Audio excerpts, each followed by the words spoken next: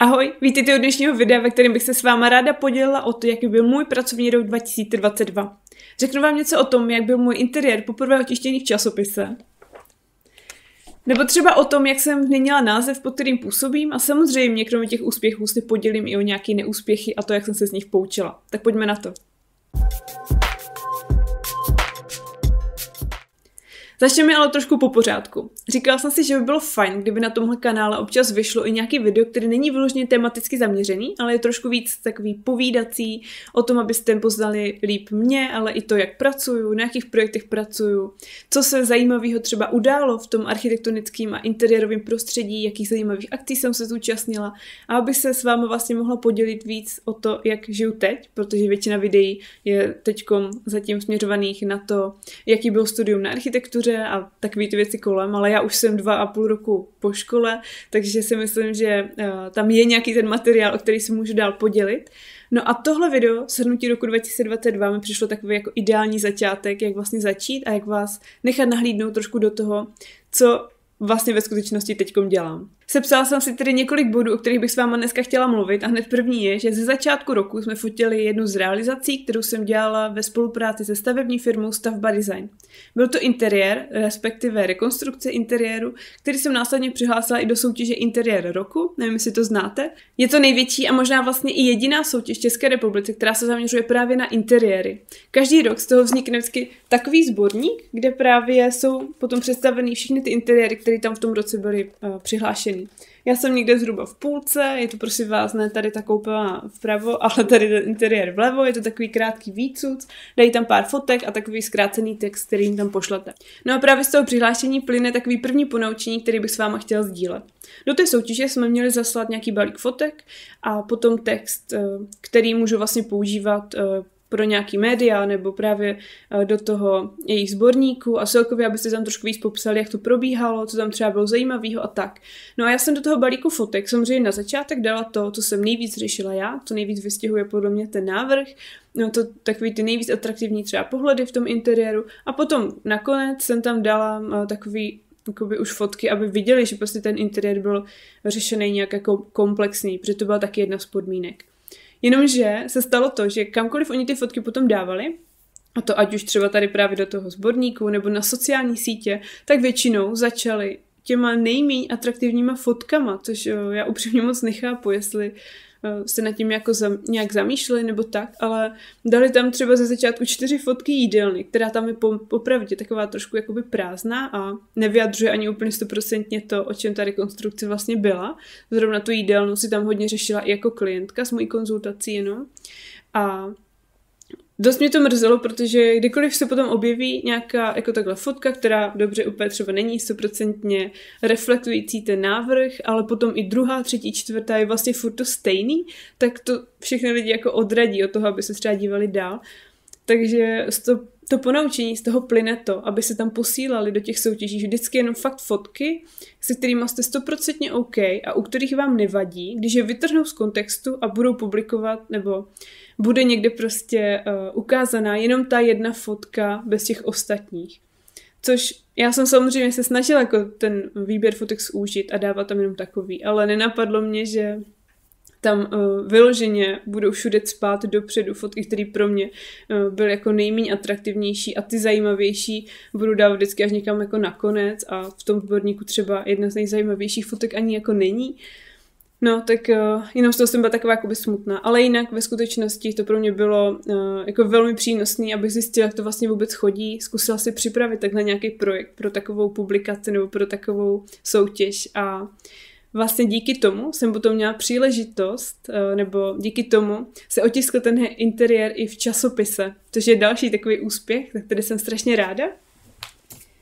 Konkrétně je to časopis Dům a zahrada a ten interiér tam potom měl dokonce 4 stránky tady a pak ještě tady, takže úplně skvělý. Asi vám ani nemusím popisovat, jak je skvělý pocit mít fyzicky doma nějaký časopis nebo prostě cokoliv takového, kde máte nějaký váš projekt, nějakou vaši práci, něco, z čeho prostě máte radost. Je to úplně něco jiného, než když to vidíte prostě jenom na obrázku, na počítači. Samozřejmě úplně jiný pocit je, když stojíte uprostřed toho bytu nebo té realizace, kterou jste dělali, ale potom, když si ji můžete vlastně takhle přinést i domů a mít ji prostě navždy na památku, tak je to strašně motivující pro další práci. No a v tomhle období se mnou vyšel taky takový první malý mini rozhovor, a to v rámci skupiny Architektek. Pokud je neznáte, tak je sledujte určitě na Instagramu, kde často otvírají různý zajímavý témata právě spojený s architekturou, a to s nedostatkem spánku nebo z nedostatečného finančního ohodnocení, celkově z nedostatečného hodnocení jako i nějaké vlastně důležitosti činnosti architekta. Další bod, o který bych s váma chtěla mluvit, jsou zkušenosti z realizací a vedení zakázek. V tom minulém roce upřímně bylo pár projektů, kterých jsem nebyla spokojená s tím, jak probíhaly a jak třeba dopadly. Konkrétně to bylo většinou způsobené tím, že tam vázla komunikace mezi mnou, stavbyvedoucím a třeba tím projekt manažerem. A rozhodně teda upřímně musím říct, že to nebylo tím, že já bych s ním nebo s nima nechtěla komunikovat, že já bych neodpovídala nebo že já bych nerespektovala nějaký věci, na které jsme si domluvili. Kvůli tomu jsem vlastně takovou analýzou nebo prostě takovým jako vlastně zpětným přemýšlením o těch věcech, které se třeba nepovedly a říkáte si, bylo to teda vaše chyba, nebyla to vaše chyba, jakou měrou to byla vaše chyba a podobně, přišla nebo došla k tomu, že bych už dál nechtěla spolupracovat a chtěla bych co nejvíc eliminovat nějaký projekty, ve kterých nebudu spokojená s tím, jako s dalšíma členama vlastně toho týmu. Ráda bych, abych došla do toho bodu, kdy si budeme prostě všichni rovni, budeme spolu mluvit na rovinu, upřímně, nebudeme si tajit věci, zavoláme si, protože v dnešní době, kdy máme všichni WhatsAppy, Messengery, můžeme si prostě kdykoliv zavolat přes videohovor a můžeme na té stavbě něco vyřešit, aniž by tam ten další člověk fyzicky byl. Tak mi přijde strašná škoda, že se toho nevyužívá a že jsou bohužel často právě ti stavbyvedoucí takovýho jako rázu, že si řeknou, no to tady prostě vyřeším sám, nepotřebuji prostě volat toho autora návrhu, že proč, jako zvlášť, že to mladá holka, jako já jsem přece starší, chytřejší a mám tady za sebou x let praxe. Bohužel kvůli tomu potom došlo ke spoustě věcem, se kterýma já jako architektka rozhodně nesouhlasím. Potom to samozřejmě vede k tomu, že mě to ani nebaví na takových věcech pracovat, jo? Protože si připadáte fakt jak blbec, že se snažíte něco dodělávat úplně podrobně, dáváte jim tam různé popisky, informace, ptáte se na věci, ale ty odpovědi vám prostě nepřichází nebo nepřichází jako v podrobnosti, kterou vy potřebujete. Potom se tam třeba něco nepovede pořádně a dáváte si to za vinu, což jako vůbec třeba nebylo 100% jako vaší vinou.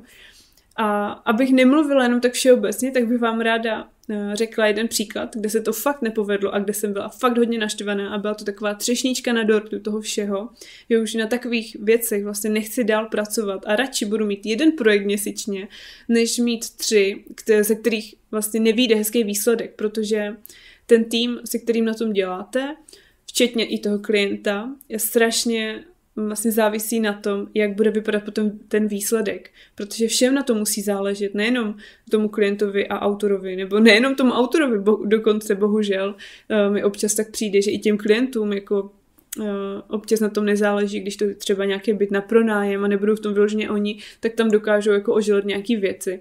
Což vidím i třeba teďko, co bydlíme v pronájmu, tak ty věci, jsme jako úplně první nájemníci a ty věci, které tady jsou od developera, tak já jako majitel bych v životě nepřevzala, což ten náš majitel bohužel teda udělal a myslím si, že za pár let se to projeví v tom, že ten byt bude vypadat úplně hnusně, protože tam spoustu věcí bude zničených jenom tím, že byly jako nesprávně provedený a nebyly vyreklamovaný.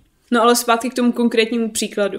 Byl jeden projekt, který se realizoval nebo začal realizovat bohužel až v takové jako blbé fázi, kdy já se nemohla být fyzicky tak často přítomná na stavbě, jak bych chtěla být. Z toho plynulo to, že jsem mluvila se stavbyvedoucím a domluvila jsem se s ním, že mi může kdykoliv zavolat, že jsem pořád prostě dá se říct na telefonu, kdykoliv jsem připravená na to, abych zaktualizovala výkresy, abych řešila nějaké věci, které by na té stavbě prostě nastaly, což u rekonstrukcí prostě je dost často, že zjistíte, že třeba podlaha není dost rovná, takže se musí vyrovnat, tím pádem to tam má jako návaznost na nějaký výšky třeba a podobně. A to byl tak trošku příklad nebo případ tady toho projektu. O co vlastně absolutně šlo. Musím říct, že ze 3 místností, které jsme řešili, se podělali úplně všechny 3, jo? Ale zmíním jenom teda jednu. Šlo o to, že tam vyrovnávali podlahu a kvůli tomu, že byla fakt hodně křivá, tak potom nevycházela světlá výška a výška podhledu podle projektu. Protože ta výška podhledu potom vycházela nižší, aby byla zachovaná světlá výška, která tam byla navržená. Jenomže ta výška podhledu byla závislá na to, nebo byla navržená v takové výšce kvůli tomu, aby se do ní dal schovat trubka od digestoře. A samozřejmě jsme tady trubky od digestoře, prostě nikdo nechce vidět trubky od digestoře v kuchyni, že jo, zvlášť když nemáte skřínky až úplně po strop. No a já jsem byla naposledy na stavbě, když to bylo jako po nějaké demolici, ještě nebyly vystaveny ani nový příčky, nebyla tam ta podlaha vyrovnaná a podobně. A byla jsem právě domluvená, že jak se tam postupně bude jako postupovat, jak budou třeba kontrolní dny, že mi kdykoliv můžou zavolat. I když jsem se snažila, tak nikdy prostě ty odpovědi nepřišly, ani žádný fotky, o které jsem prosila a tak. A potom jsem asi o 2 měsíce později na tu stavbu konečně jako mohla přijet. A teď vidím, že přijdu do kuchyně, tam už je vymalováno, udělaný podhled a tam prostě takový brutální kastlík od půlky místnosti, jo, který zakrýval právě tu digestoř, nebo tu trubku od té digestoře. A ten kastlík ani nevedl prostě rovně, tam ještě ke konci k rohu byl prostě takovej zoubek udělaný. A stavby vedoucí se právě rozhodl, že ten kastlík tam bude fakt hezký, že to jako vůbec ničemu nevadí, že jo. To, že tam máte navržený stropní lišty z Orak Dekoru, který je prostě drahý jak něco, tak o tom nebudu ani mluvit. A že tam máte navrženou část kuchyně až po strop, a oni se rozhodli, že právě tu kuchyni sníží tak, aby ten kastlík nad tím mohl být vidět a aby tam bylo vidět i takovej zub. Já vám tady dám schválně fotky, abyste viděli, protože podle popisu si to určitě nepředstavíte tak, jak to bylo. Protože jsem potom pro toho klienta připravila rychlej přehled toho, co tam jako teďkom ten stavby vedoucí se rozhodl, že to takhle bude, jak to tam úplně brutálně podělal a jaký bych navrhovala v téhle fázi, ve které už tam jako byly řešení, aby se to nemuselo celý ten pohled dělat znova a tak. Už jsem věděla, že ten klient asi pravděpodobně jako nebude chtít, samozřejmě to zpozdí třeba o další 14 dní nebo měsíc. No takže ten stavby vedoucí se rozhodl tak, že sníží tu vysokou část kuchyně, ten kastlík tam hezky bude tam vidět nad těma horníma skřínkama ten zub a na tom prostě zubatým kastlíku bude ještě ta krásná Orak Dekor lišta, že jo, která prostě ve výsledku fakt vychází docela draho, když se někdo používá, jo, a používá se právě většinou v nějakých jakoby hezčích bytech, což právě byl konkrétní příklad tady toho bytu, že to byl byt přímo v centru Prahy, měl být určený pro takový trošku jakoby nadstandardnější nájemce, jo, a oni se rozhodli tady pro tohle. Což mě strašně naštvalo, protože ještě na té stavbě, kde jsem jako jim říkala, že to se nemyslí vážně, protože mi nezavolali za prvé, proč to vůbec vyřešili takhle, to za druhé a za třetí, že takhle to přece nemůžou nechat, to je úplně ostuda jako. Tak se mi ještě vysmáli, nejenom ten stavby vedoucí, ale i projekt manažer a tvrdili, jak to bude přece hezký, že to bude hezký prostě, určitě chcete mít jako kuchyň, kde se díváte na to, jak tam strašně nenápadně je zadělaná trubka od té hnusné digestoře, že jo. No, takže vlastně to byl projekt, u kterého fakt jsem byla úplně, ale jako úplně naštvaná, protože i v těch dalších 2 místnostech to úplně podělali a absolutně ignorovali to, na čem jsme se domluvili.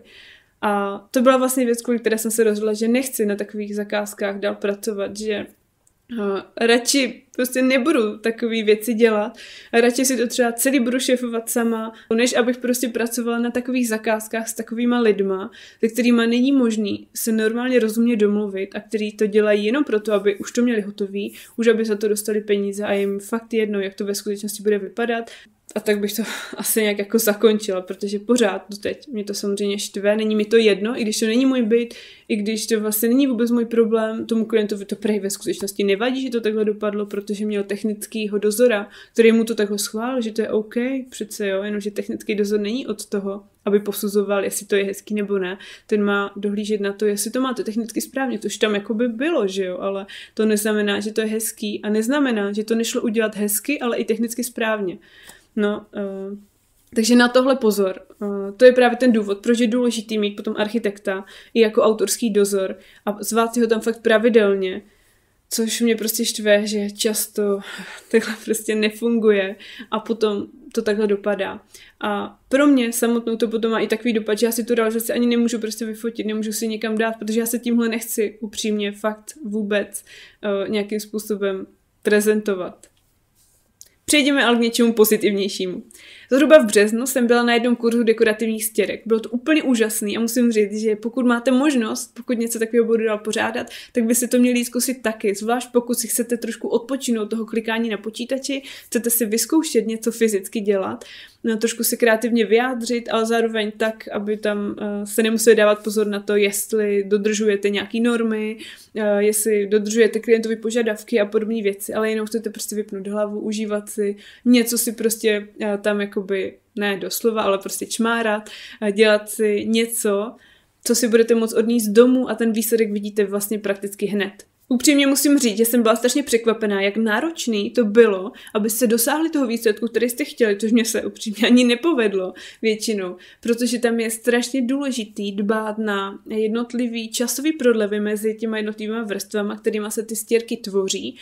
A když si představím, že bych to měla dělat na nějakou velkou zeď, tak jako absolutně nechápu, jak bych to měla stihnout jako hlídat a vlastně celý udělat tak, aby to ve výsledku vypadalo tak, jak si představuju. Takže fakt smekám před všema, kterým se tohle daří, před všema těma stěrkařema a umělcema, který tohle tvoří a dokážou zhmotnit tu představu toho klienta vlastně na 100% a k jeho spokojenosti. Protože to fakt nebylo lehký, ale bylo úžasné si to aspoň zkusit a nějaký to dílo si domů prostě přinést. Když zůstaneme u těch uměleckých věcí, tak na podzim jsem se účastnila i design bloku, jsem navštívila design blog a z něj jsem vytvořila takový krátký minutový video, který podle mě fakt stojí za to vidět. Já úplně zbožňuju tu hudbu v něm.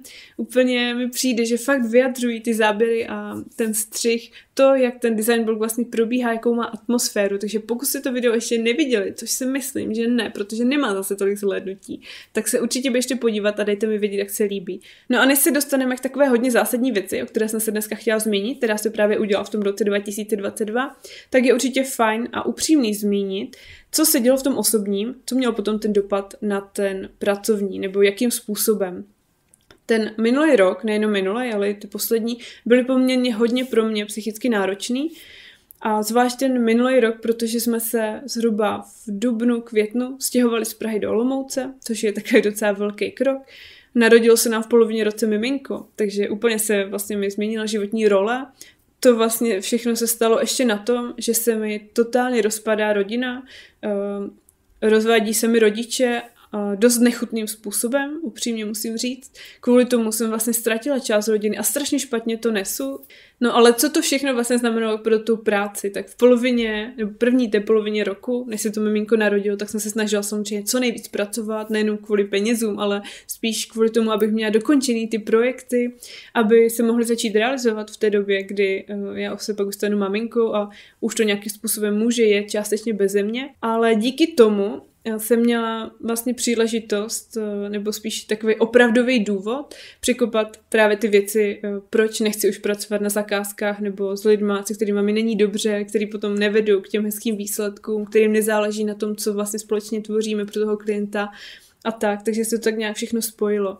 A od toho, co se miminko narodilo, tak už nestíhám samozřejmě pracovat tolik, jak jsem byla zvyklá, už je to opravdu jenom v řádech pár hodin denně. O to víc se ale snažím ten čas využít právě pro ty věci, které mi fakt dělají radost a které mi dávají smysl. Je prostě podle mě důležitý občas trošku aspoň nastínit to, co se děje v těch osobních rodinných životech a jaký mají potom dopad na ten pracovní, protože když se potom porovnáváte s lidma, jenom tak třeba na internetu, nebo jenom tak, jako který vidíte kolem sebe a říkáte si, jo, ten je prostě tak úspěšný, tomu se všechno daří, proč mě se všechno jako bortí, proč mě se to nedaří, proč já jsem takový loser, tak ve skutečnosti to takhle vůbec nemusí být, protože každý má nějaký problémy. A přijde mi fajn se o to občas prostě podělit, aby se člověk vrátil do toho reálného života a nežil si někde na obláčku, kde si myslí, že někdo má prostě dokonalý život, protože logicky nemá. Přesuneme se zpátky do toho pracovního života k těm pozitivnějším, hezčím věcem a to je to, že jsem změnila název, pod kterým působím.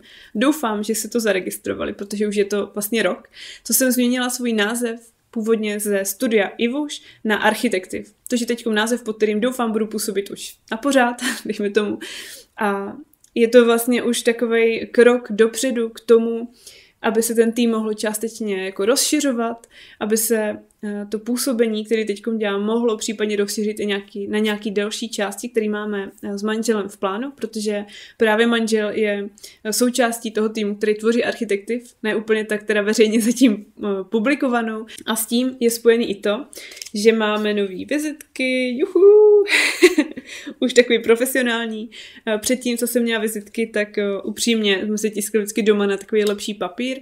Vždycky jsem to nařezala a měli jsme vždycky takhle pár kusů.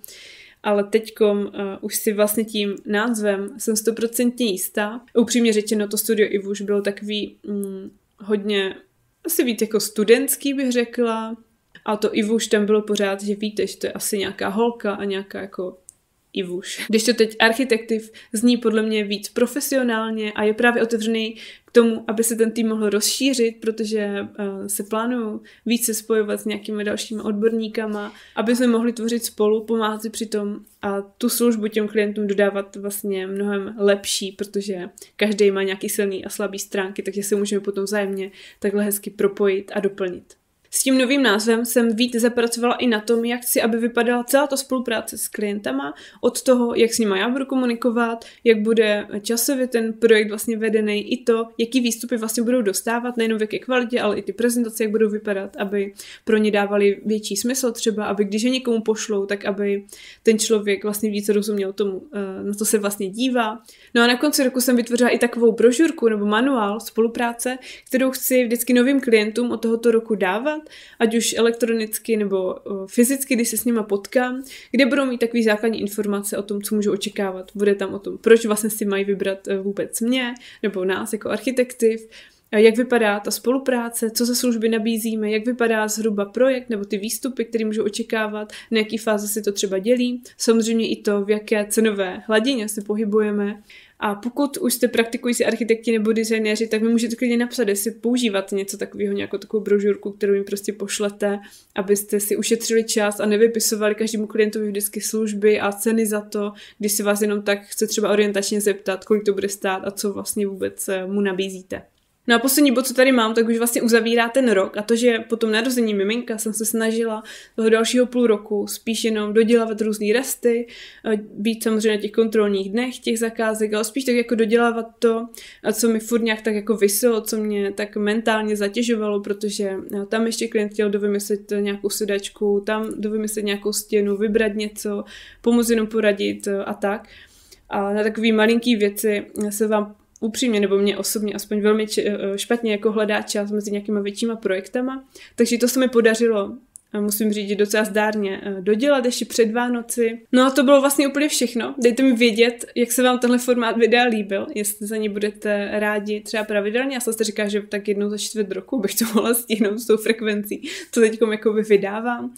Ale do dalšího roku bych chtěla samozřejmě dál natáčet. Někdy na jaře bych chtěla natočit další rozhovory do série o architektech. Mám spoustu typů nebo spoustu nějakým způsobem vytipovaných lidí, který bych chtěla oslovit, tak se na to pozvání přijmou a dozvíme se něco zajímavého. Určitě mě sledujte i na Instagramu, kam dávám tipy na různé akce zajímavé, na nějaké události, nějaké zajímavé příspěvky třeba nebo profily a samozřejmě taky pozadí toho, co zrovna tvořím za projekty, z nějakých staveb a podobně.